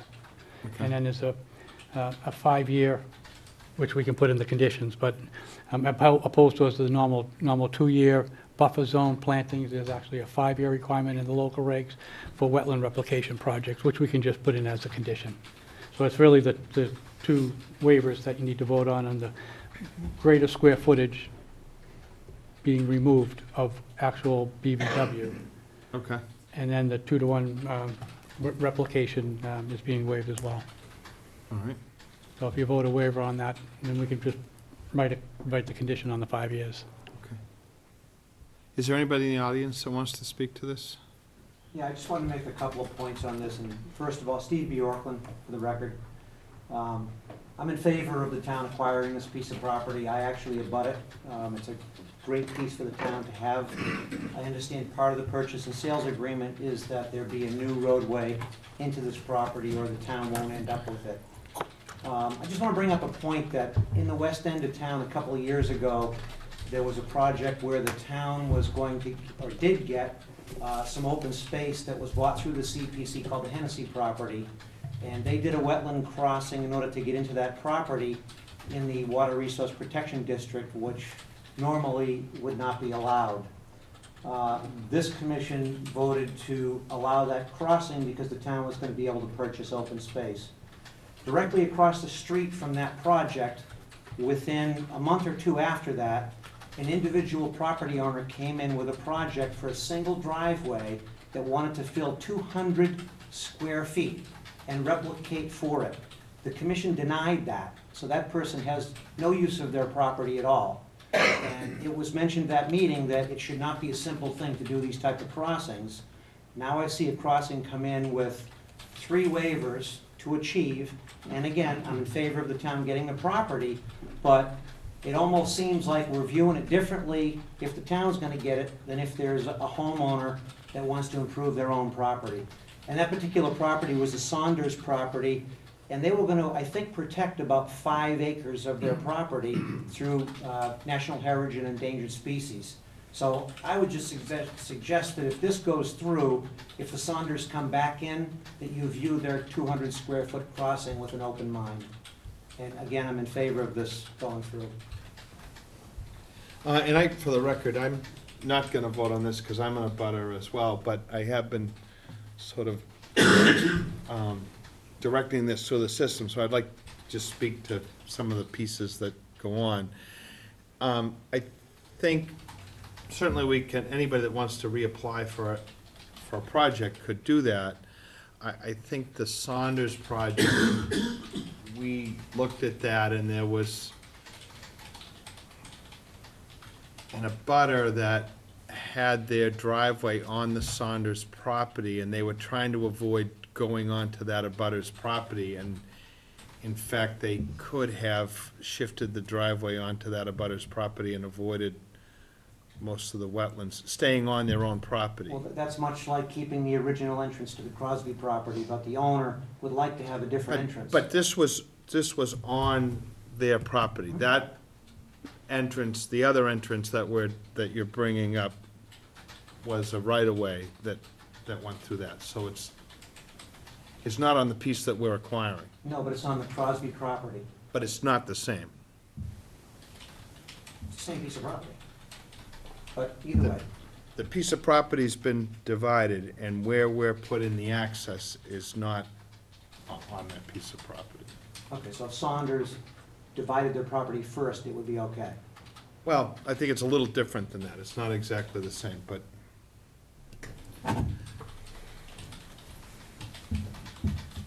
I'd like to just make a comment, just in relation to that. I think, I find myself, not as a voting member, but I find myself in the same dilemma that Steve just articulated, that allowing this kind of fill with 2 waivers. But I would also strongly suggest that a project like this is opening up public access and use of a lot of public lands to the entire town of Scituate, residents, probably as well as others outside of this town. And on a private project such as Steve just mentioned, we could get conservation easements, we could get conservation restrictions and so forth, but that doesn't make that land accessible to the general public. So I do think that there is something that sets this aside from a typical private project, because it is open up to the general public, and it's open up to a very large area with plans even in the future. So I do find myself in the same dilemma, thinking about treating everybody the same, treating everybody fairly. This is a huge public benefit to not just the Scituate residents, but many others. And it's preserving a good number of acres. By getting other. With no development on the property whatsoever. Yeah. Right, and at the end of our bylaws, it says we can waive the bylaws basically for benefit. Correct. And, right, a purely public project that'll never be developed and allow public access is definitely a whole different program than somebody developing private property for their own use. Right. Ellis Beal, 255 Clap Road. I'm also a butter to this property. I've got a couple of questions about the parking. If you are able to build 2 or 3 parking spaces on Clap Road, I applaud that. I don't applaud putting a parking lot back from the road because of potentiality of kids getting in there and having parties, et cetera, et cetera.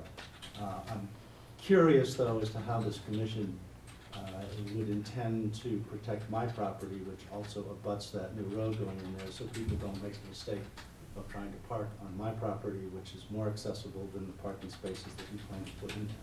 There'll be signage.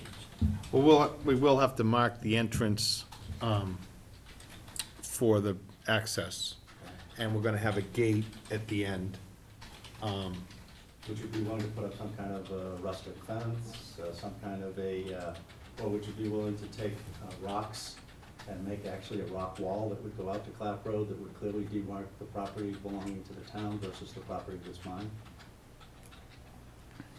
There is a stone wall that is set back from the Clap Road that's approximately anywhere from 2 feet to 10 feet back from the road.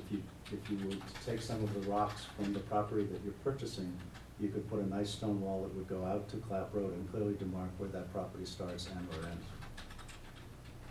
I'd be not inclined to put large rocks or something along the edge, maybe out a little bit, but if a fence or something, I hear what you're saying, is if those 3 spots were filled and the gate was closed, that people would try to possibly try to park towards your driveway. They will.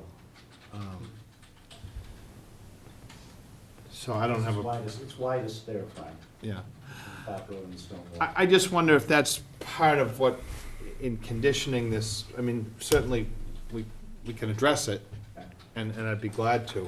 And we want to make sure, in a whole bunch of these, that the access, we're going to continue to consider access in other places as well, and certainly abutters are part of our concern.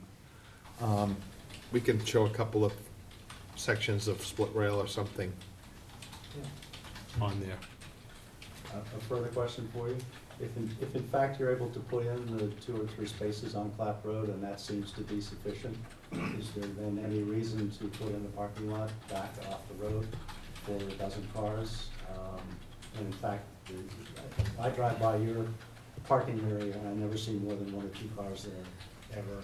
And I drive by the Mount Hope Improvement Society, which is the access for the Bates Lane up past Andy Bergston's property and Howard Matthews' property. You never see more than 1 or 2 cars there either. Well, we're hoping to change that. Hoping to change so that we get more people using the property is sort of our goal. You know, the folks of the town of Scituate are all using their tax dollars to acquire these properties, and hopefully, through the rec department and other things, we can encourage more use. The parking lot that's gonna be out there, I envision a very simple gravel parking area that would accommodate some additional cars, or, you know, if we happen to have a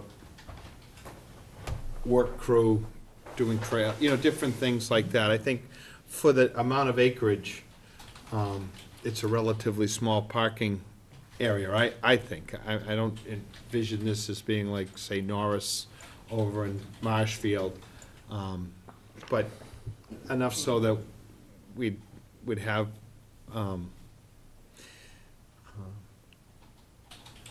the option for people to use that. If, and again, by keeping it closed, we're gonna be sort of setting the time. So thinking that maybe during those times that it's open, it'll see an increased use, but I don't know. That begs one further question then. Sure. If the ultimate access intent is to get to the Appleton Field, why don't you just use some of the Appleton Field that's already open? You don't have to cut down any trees, and you can park a gazillion cars up there and what would be the northeast corner, which isn't being used for anything. Well, I guess in fairness to what you're saying, we are gonna be in the process of, later on this evening, we're gonna be discussing the Conway School, and getting public input, as to how folks would like to see these properties used and what sort of recreation goes on and all that sort of thing. So, and part of that study is gonna be access and parking and all that. I'd personally like to permit this parking area as part of this application. Probably by the time we get to building this, we'll have had the study complete, and again, folks will have had the opportunity to have input. And if we determine that that much space isn't needed, or as you point out, the parking could be further in, then maybe that's a good choice as well. So I think we'll have that opportunity to discuss it further with a group of folks that hopefully are the users of this property or have a good interest in it. So that seems to make sense.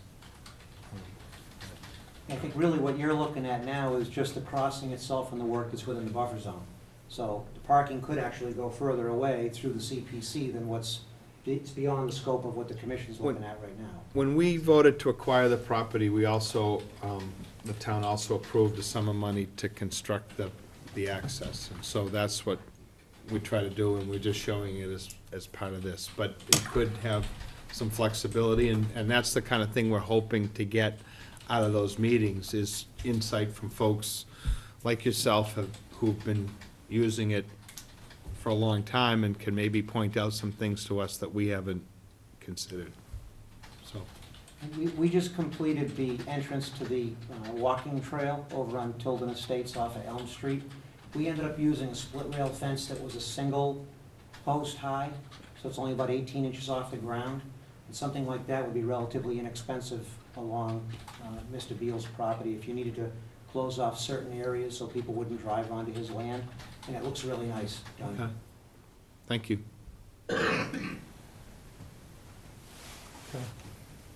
Anybody else? So we need to vote, well, you do, because I. Yeah,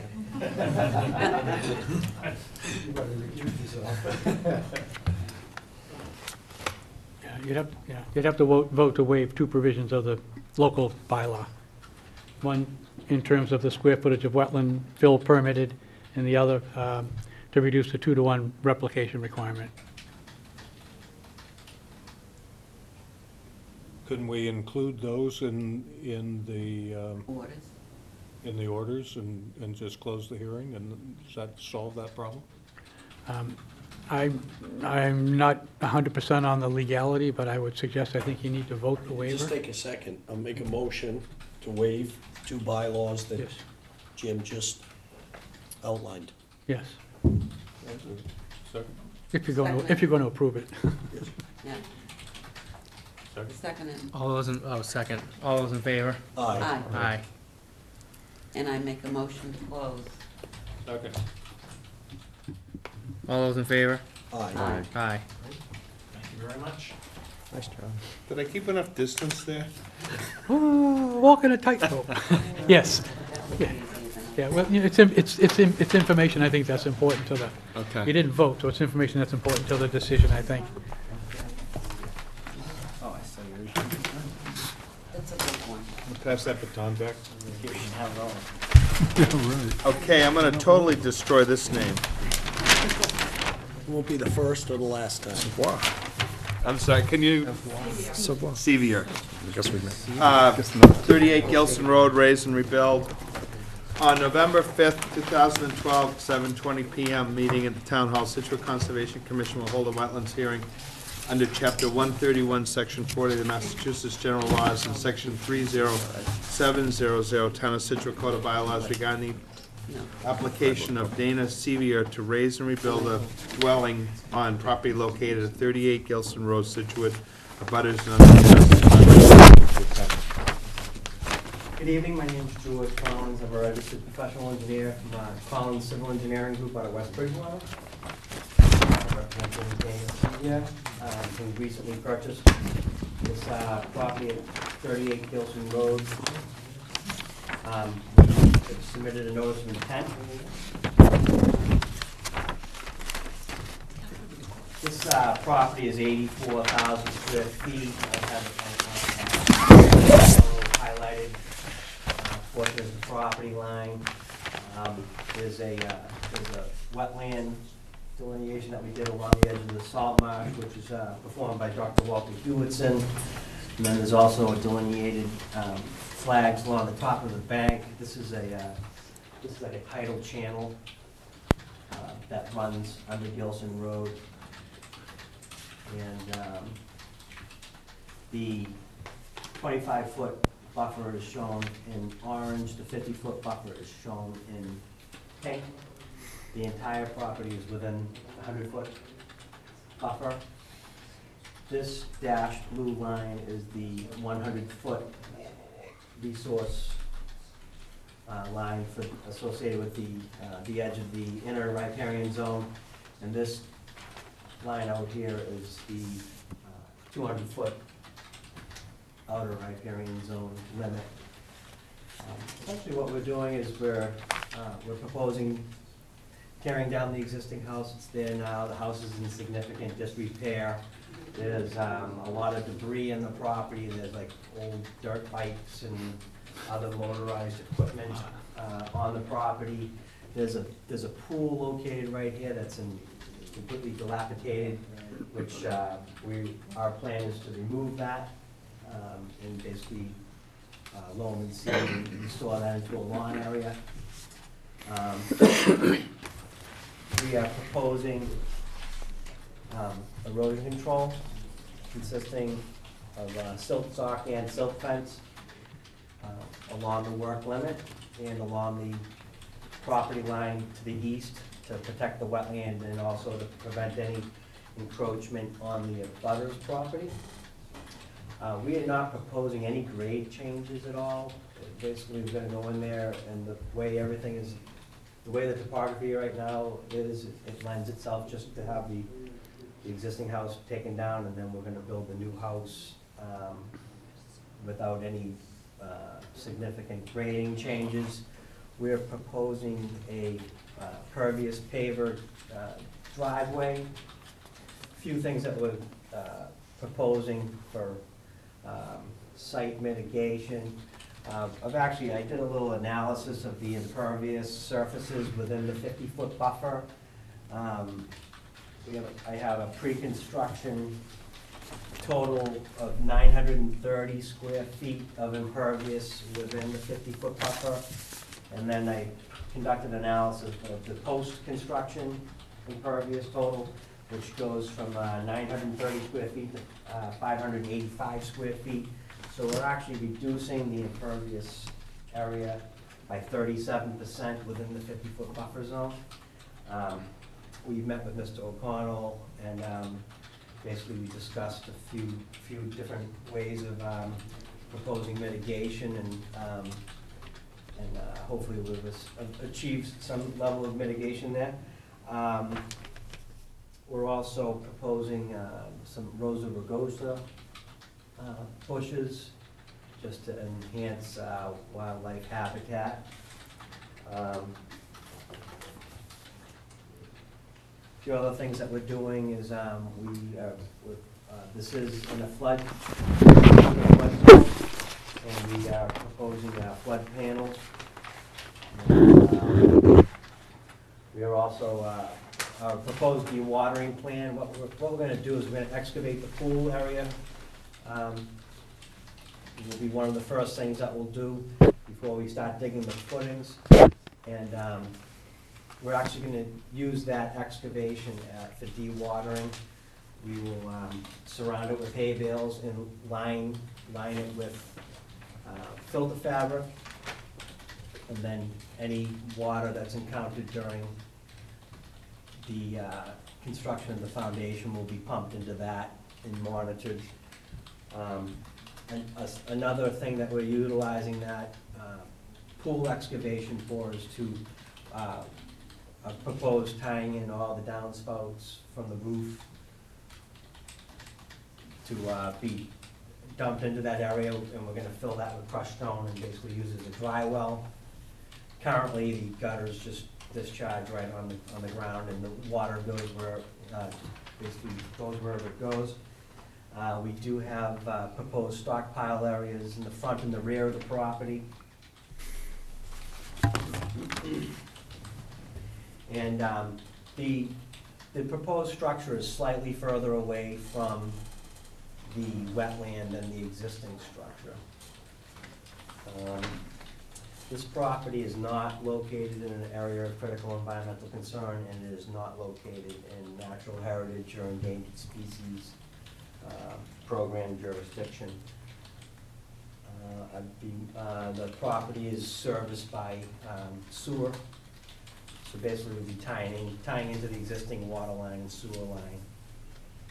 I'd be more than happy to answer any questions that the commission or public may have at this time. Is the 11 feet enough in that flood, isn't that a floodplain there? Yes, the flood elevation is 9. It's only 9 there? Yes, and that's based off of the recently revised plans. I mean, I suggested a foot above, and then my client suggested 2 feet above. It's always better to be safe. Especially in light of the events that we've all been seeing recently on television. So, you kind of have a new footprint, but on the other hand, you've been doing the whole big section of the house where the garage is going now, so that's coming back farther. I mean, let's face it, the whole place is in the 50-foot. And we usually, if this was new, we wouldn't even consider it, that's a no-build zone. But there is an existing house there now. I don't know if I apologize, I don't know if any of the commission members had an opportunity to go out there, Oh, but yeah. the yeah. place is really No. very poor shape. Yeah, yeah. No, Richard? I'm good. I have no questions. No questions. John? No. What's the square footage, the ground floor square footage of the current house versus what you're building? It's about 1,200 right now, the existing. And depending on how big an envelope you're gonna give us, I'd like to be about 2,700 square feet total. Ground floor? Total. No, just the Oh, I'm ground sorry. floor. Oh, the ground floor, the existing is a single-family ranch, which is approximately 1,200 square feet. Right. Yeah, And the well, new one? If we were to do the other, It's gonna be close. we're looking at, it's very similar, actually, if we did a Yeah. 2.5 story structure. 1,400, something like Yeah. On the Yes, first floor. actually, probably a hair less, but I guess the only issue that I have is remediation. But he's taken a heck of a lot out of the 50 as it is. Right. Yeah, Um, you know, he's kind of doing everything right. could you repeat that? Well, except because We it took is great care at this existing. By design. taking the pool out of the Yeah. street. What's that? Taking I'd like the that pool on the out of cap. the street. Tony, No, we, Supposed to do. Kind of You grand. seen that Yes. pool? yeah, and I Right, appreciate but no, repair the pool, you know what I'm Yeah, saying, but you already I have one, understand, so- yeah. that. Yeah, we met with Mr. O'Connell, and he was very helpful and kind of I'm us in the right happy with it. direction. Okay. Anybody in the audience? What about Jim? I thought you were gonna continue. I No, think he's the done. square footage in the 50-foot buffer is off. I'm not opposing the project. I'm just saying the numbers that you showed for the 50-foot buffer, I think are not accurate.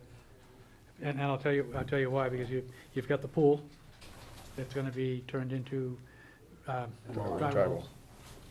Didn't it say dry? It's gonna be a dry well, Yeah, but with that's lawn. lawn over, it, right, you're removing that, and then just a small section, actually, you're extending the building into portion of the building into the 50-foot buffer zone, that's lawn now.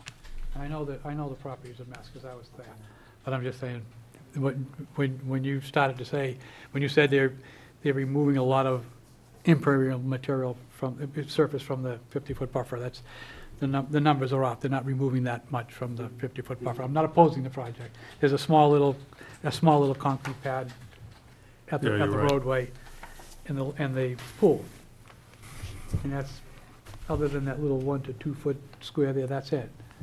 But you're building more into the 50 foot, so you're kind of, you're almost offsetting it, but you're still you're still 100 to 200 square feet in the positive of removing it, but not quite as much as you said. I gotta check my computer. I don't, That's, but that's entirely possible, but. Now, are you counting We would be building the smaller. pervious driveway, or no? No, Well, if you just take the dimensions on the pool, that is larger. but I'm And- talking about and in the this- 50 foot, buffer. Oh, Right, if you take the section of new house that's in the 50-foot buffer, that's smaller Yeah. than the size of the pool that they're removing. It's about 150, somewhere around 150 square The feet. pool's small. Yeah, but So these isn't the dimensions are addition. correct? These, to the best of my knowledge, all these. Yeah, he's Right. got it pretty close. Yeah. 360 square feet, basically, The pool's 360 larger square Yeah. feet of than house, that. 320 square feet of pool, 100 square feet of paved apron, and a concrete patio. And what's the driveway now? The existing driveway? It's just that apron, and it's got some, it's like gravel that you can barely even, it's not even very long. That's like a processed stone. Okay. So, It's been grassed over. Mr. O'Connell may be correct, but No, it's all right, I'm not, basically, I took the numbers I off just the wanted to, computer. it's okay. so I- Yeah, I don't think you're far off. Yeah, it's close to Yeah, wash. okay. Yeah. No, I was just Okay. thinking about I was just thinking about mitigation of several more rows of aggressive plants, but, you know, you've got some wetland plants, and then you've got pretty much a dense strand of Phragmites again around there, so. And it is, and the property is pretty messy, so to speak. It's a beautiful array of Phragmites, actually. I mean, it really is gorgeous. Yeah, I do. And there's about 5 motor scooters in there, Yeah, if you want one. You know, I think that would be the key to getting, if you have any other clients that trying to do that, let the house really go to shambles and put a lot of junk there. Right, start trucking it in before you do Yeah. your, Yeah, right. So it'll be all set. We'll do a site visit, yeah. Okay, And then tell us if you want to move it. all right. Anybody else? I make a motion to close. Second. Thank you. Good luck. Welcome to Gilson Road. Do you want a scooter? We didn't vote. All in favor? in spirit. Yeah, right. Rusty, good spirit. It was gonna be much nicer. Is that you?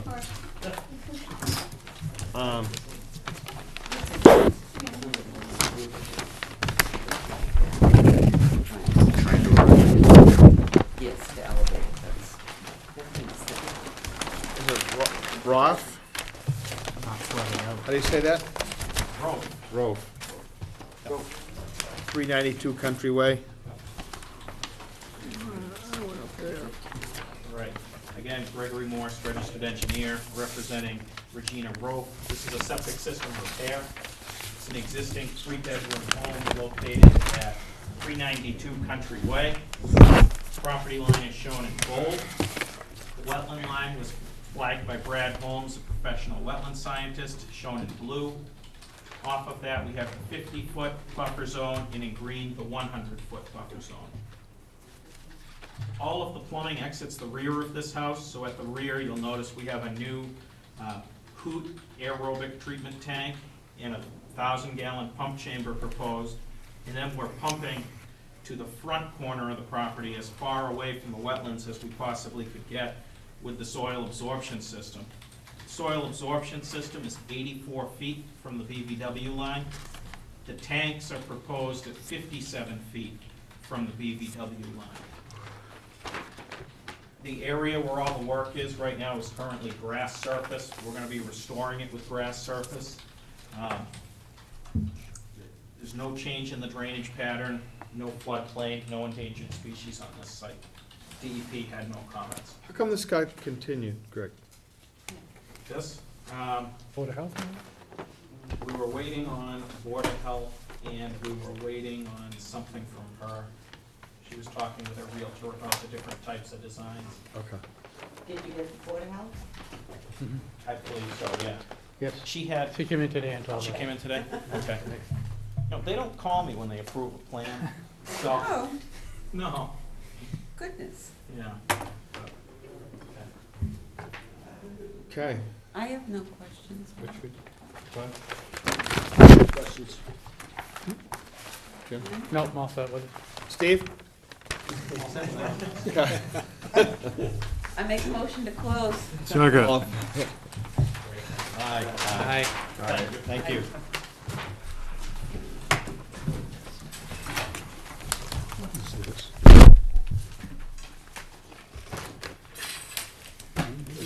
It's here, it's not on the agenda, maybe next time. Yeah, it's an INRAD, isn't it? Yeah, yeah. Okay, Just hold on to it. so do we want to jump to agents report? Sure. Or certificates of compliance? Do that certificate, the partial, CSC. Okay. Yeah. So we have a partial CFC for Lot 1, 159 Hollis Street, and Lot 2, 159 Hollis Street. Mitigation plantings and drain pipe only. Okay. He should listen to listen. Well, that's up to him.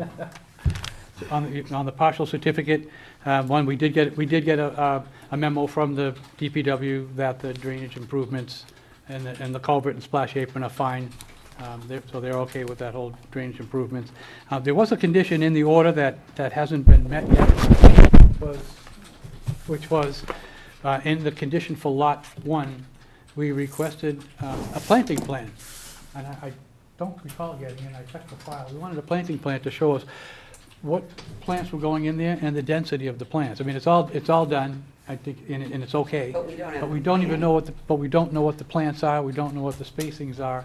So that was only in there for lot 1. It didn't, the Lot 2 condition was changed without my knowledge. The same condition was in there, but it was removed in the past by someone else. But in any event, for Lot 1, I think for a certificate of compliance, they're asking for a partial. They did the plantings. I think the plantings are fine, but we don't know what plants are in there.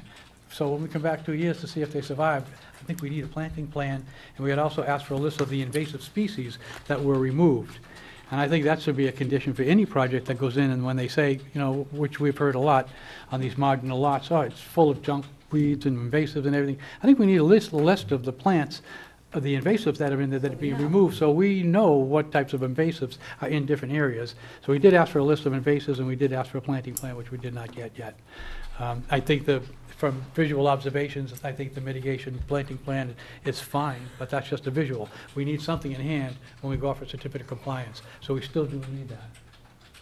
If I could just comment, I think in the actual filing, it said what was in there for invasives in the report that we had done by the botanist. But the plantings themselves, we came back in after we had the initial meeting, and it was a determination that there were certain plants that were gonna be put closer to the wetland, actually to the floodplain line, I think was the term that Todd had used. And I had John Zimmer take a look at that. We came back in with a sheet, I'm sure Carol's got it in the folder, of which plants were gonna be closer to the wetland edge and which plants were gonna be higher. And I submitted that to I don't know if it was Jim or Paul, but it was submitted, and that's the way it was planted, with certain trees in certain areas, just closer to the wetlands and the upland fringe of that. But it should be in the record. If it's not, I'll get you a copy, but That's all we need. It's we not- did go through that to make sure we had them in the right spot. Yeah, It's not in the file. It's not in the Okay. file, but that's, you know, the plantings are done. It's just a matter of knowing where they are and what they are. And if you have that, that would be great. And I'm not suggesting we don't give them a partial, but we do need the planting plan, and I went through both files and didn't find it. But if you have it, that'd be great. I'm sure it's in the office. I think you were dealing with Mr. Shea at the time, I believe. Well, we lost it. Will you get us another I'll get one? another copy. Yeah, it's just it's a one little paragraph thing that just says which ones are closer to the wetlands and which ones are further away. That's Just all. give Jim a copy. Yeah, no problem. Okay. Probably might, I mean, do you have a, because I know the planting scheme was changed in the field, which is fine, I'm not opposing it, but the planting scheme was changed, and some of the plants were moved around, I think, for improvement purposes, but I'd like to just know what plants are where, Well, I told him to give it to you. so, okay, so we can get that, Yeah. okay. Okay. No problem. All right. All right. Yeah, so Okay, go on. Make Agents some, report. no, Oh, Oh, oh, that we was the don't vote certificate. on we don't vote on, oh, all right, that's Okay. when we sign it. Just a minute.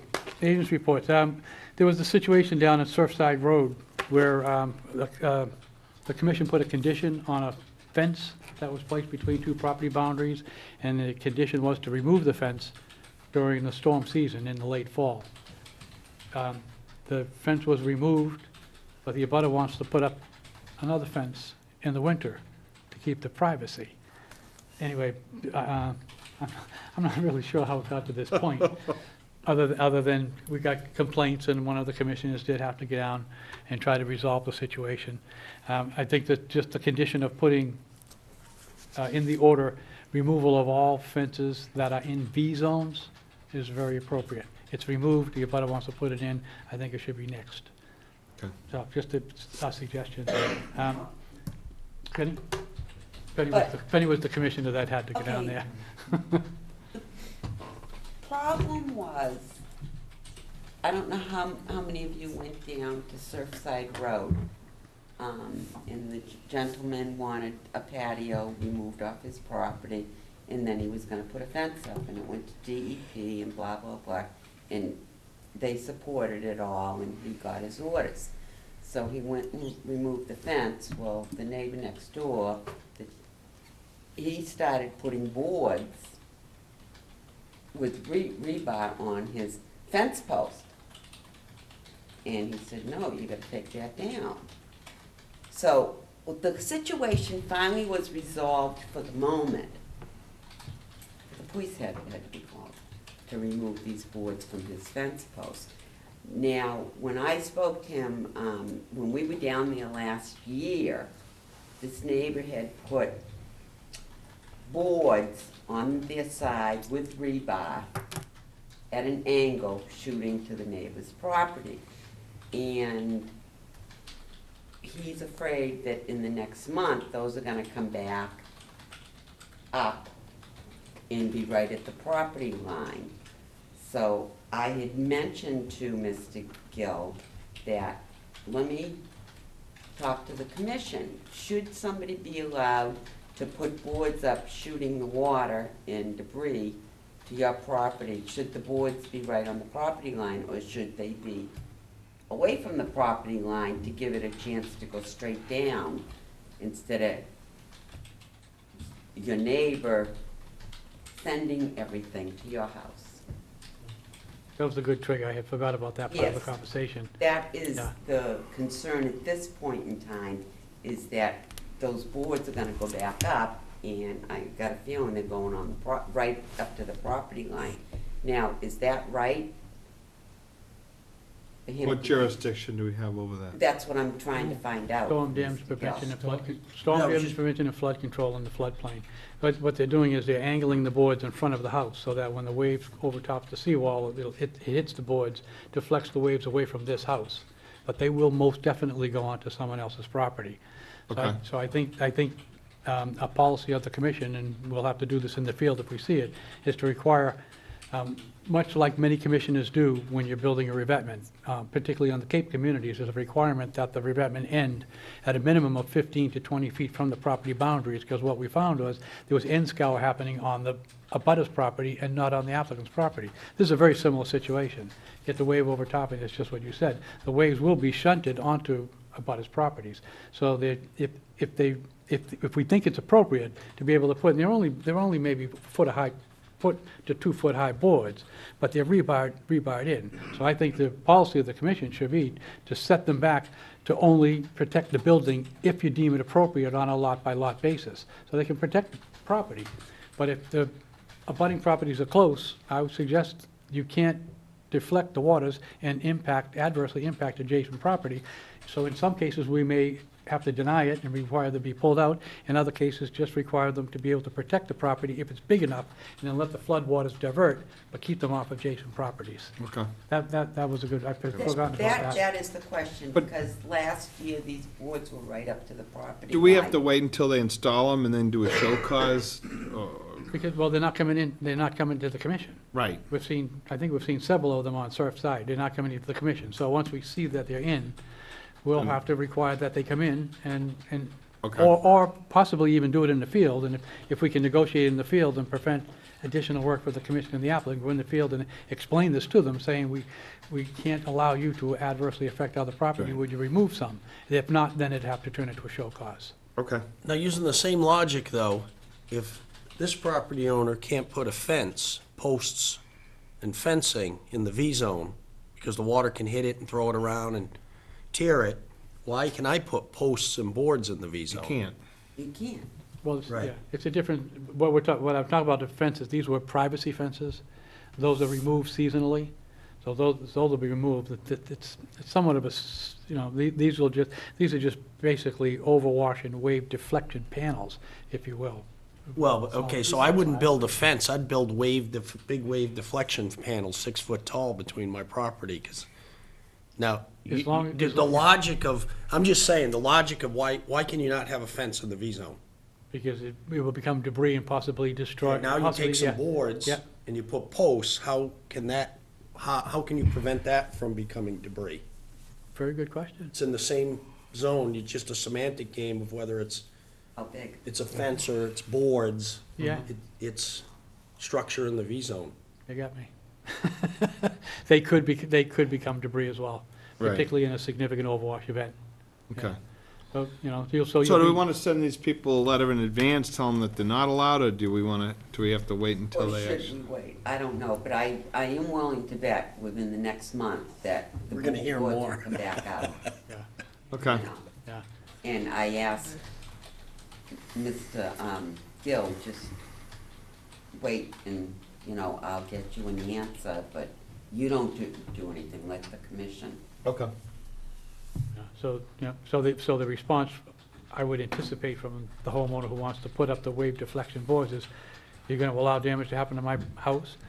And the point is, we can't allow, one of the fundamental purposes of the wetlands regulations and the commission's mandate is to prevent adverse impacts to other properties, particularly in the floodplain. So I think we're stuck with keeping debris from floating, particularly in B zones. Okay. Okay. So should we try to get an answer on whether the boards are legal or not from DEP? Oh, no, it's the commission's jurisdiction under the wetlands regulations in a coastal It's flood. our jurisdiction. You Un- put under- boards under in the lo- both- under the to local me, just- bylaw. I'm not talking I- personal feeling, I'm talking consistency. I Yeah. hate when Yeah, we're you're right. inconsistent. I And agree he can with put you, but posts I and don't. panels, he can put posts and boards, you can't put posts and panels. Right, but we you know. asked him to take them out. The fence was to be removable. And he So- can remove Why? the fence. Why is the Because fence? in the winter, the likelihood of a storm hitting is more severe. Right, so now I got posts and boards in the Yeah. winter, how is The that neighbor, same the as- neighbor is, the person's responsible taking the fence down, and the neighbor is putting them out But at an what angle. Paul is- That's not Well, okay. The Paul reason is you saying have to should Oh, take he's the agreeing grass with you, down. he's agreeing with you. I am Oh, agreeing oh, with you. okay, I'm agreeing. I thought, Yeah. okay, yeah, it's No, the they same, can't, it's the they same shouldn't be thing. allowed to put those deflection boards out. No, Well, at then all. I'll call you when I get the call that they've gone up. No, or if they I- can, then we should tell the other guy She actually told us he about can it leave his when we were fence there up. with DEP. She said she'd been doing it for years. I understand that. I remember her but- saying that. But This- there was a major thing before the storm. Okay. I'm not surprised. One important thing, Frank, is the performance standards and land subject to coastal storm flowage is strictly under the local jurisdiction. There are no performance standards on the state level for land subject to coastal storm flowage. You have them in your local bylaw, so that's the jurisdiction you have. Okay. Next is 88 Country Way, Mr. Harrington's property. As you recall, there was calls from neighbors for potential violations in a wetland. He did have the wetland delineated. The commission voted to have that wetland delineation checked.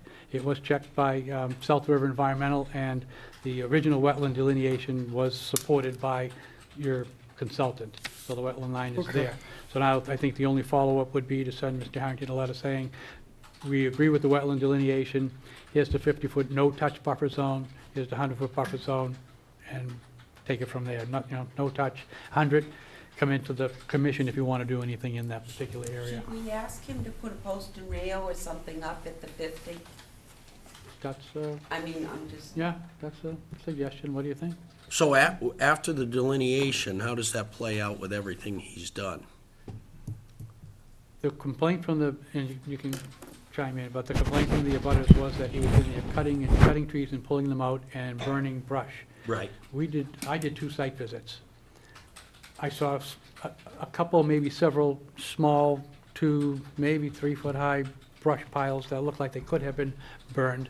There were only 2 or 3 small brush piles. The trees, I know that people said they saw him cutting the trees and pulling them out, but we, Todd and I went out there. We went out there with the wetland specialist, consultant for the commission, and if you look at the trees, the existing ones that have fallen over, I could not delineate, I could not tell whether or not they fell over naturally or were pulled over. Right. If you look at the separation of the trees, there were no saw cuts. So I'm not convinced. I know the neighbors did say they saw him pulling trees out, but the existing conditions are such that there's a number of trees down, but I could not tell whether they were pulled down or naturally down. It looked like they fell over naturally. So that's where we're at on that. I just want to make one comment. The place has been cleaned up. Remember, there was a junk truck down there, Neil, the junk car is gone. The place has been cleaned up, and I know, one of the neighbors, he says, we're happy now. And I think, kind of, Mr. Harrington now knows better.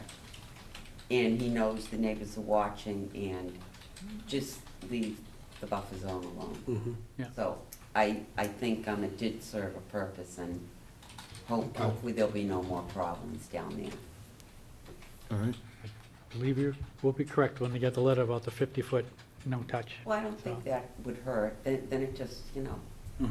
makes it clear. Okay. And the last thing is the Conway School, You know what, we're gonna ask him to put a fence up. I was saying a post and rail or something like we do at other Well, a places. post and rail is a fence, and it's an Okay. expense, and Yeah. we spent about $1,000 on 2 delineations. All right, or Yeah. just, well, And he's not doing a project, we went not in, at the I moment, think, just like Jim fine. said, send him a letter and, I think he knows now to Yeah. stay out of there. That was the big thing. right. Okay. Okay. And then the Conway School, we did get that preliminary proposal from them. We did incorporate some additional language from Tony's suggestions. I signed it along with the town administrator, sent it back to the Conway School. They're happy with it. They would like, they're suggesting they would like to meet on January 8th with the commission to talk about getting going with the actual project. They just want to know if January 8th with commission members is okay, and what time you'd like to meet here. And it's not an open... When is it? What day of the week? January 8th? Tuesday. Tuesday. It's not an open meeting, it's basically just to During get, the day? it's basically to get the project moving. During the day. Yes, sometime during the day. They would just like to know what time. If you want to if you can think of a time now, or if you know you're available January 8th, or at least, a majority of the commission members, then I can send them an email back saying January 8th, pick a time, and we'll start the process. Sounds good. 9 to 11 works. I'm not here. Right now, or January 8th? Now and January. Well, if I am here, 9 to 11 works good for me. Yes, Fine. I'm fine with 9 to 11. Okay. All right, good. Sounds good. Thank you, Jim, on that. Excellent. Yeah. Yeah, this is exciting. And be prepared, I guess, for that meeting. What we got was a preliminary proposal. They may, and in that preliminary proposal, they said the next step will be to generate a more detailed description of what you actually would like. So just be, I guess, prepared to actually give them an outline of all the different activities and issues we'd like to address.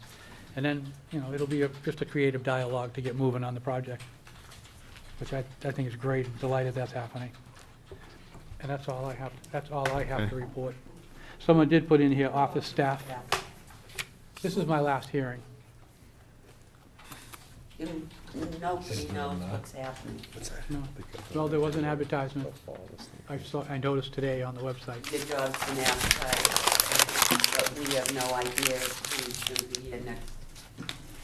Next Tuesday, I'll be in for maybe 2 hours.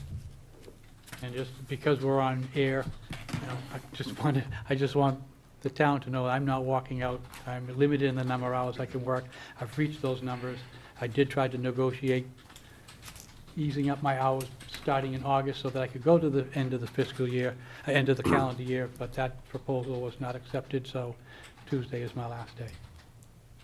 You turn into a pumpkin Tuesday. Oh, I might, yeah. A And pumpkin It's midnight, it's or midnight, smiling. right? You're out of hours. Should we go drinking then, or what? And we To have no celebrate? agent to guide us. Unless there's a plan afoot that we're not aware of. Think they'll let us know? I don't know. I don't know. We just have to come and see. I am disappointed I can't stay, but it's been a pleasure. We are It's been a very great pleasure. disappointed. It's been a great pleasure. I've enjoyed it thoroughly. It's been a pleasure having you Well, let's, here. Thank you. let's hopefully we can, It'll work. well, I don't know. I mean, I think everybody here is aware of this, or I hope all the different members are aware of the situation. And, you know, you should feel free to express your concerns to whomever in the town, if you so desire. It's very hard to get people to answer you.